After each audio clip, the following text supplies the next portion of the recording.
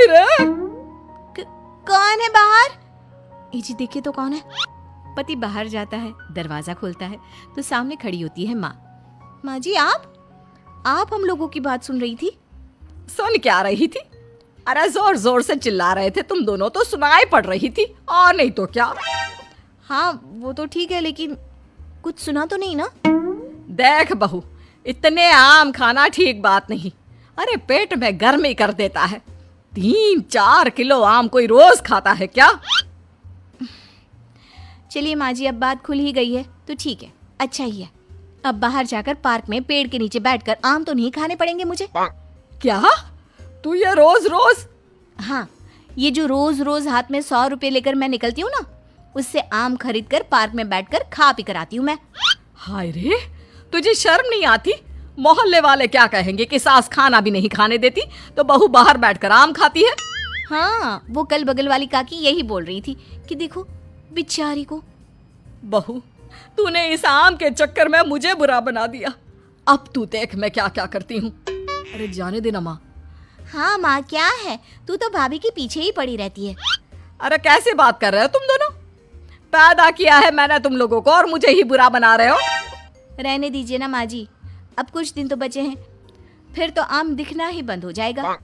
ठीक है, तो फिर खाओ आम, जितनी मर्जी खाने हैं खाओ। कल से छुप कर नहीं, सबके सामने खाओ। आम मैं ला कर दूंगी तुझे। अब क्या था, सास को भी चिढ़ हो जाती है कि बहू बाहर जाकर छुपकर आम खाती है और उसे मोहल्ले भर में बदनाम कर रही है। ये ले बहू, 2 बोरी आम आज ही खत्म करने हैं। मैंने कल 2 बोरी का ऑर्डर दे दिया है। बाकी खाने पीने की तू चिंता ना कर, वो मैं बना लूंगी। चबूतरे में जाकर बैठ जा। अब कोई भी आने जाने वाला देखता कि बहू बैठकर आम खा रही है और सास वो बेचारी घर का काम कर रही है।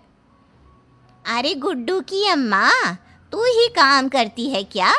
ये बहू, इसको तो मैंने रास्ते में आम खाते देखा था।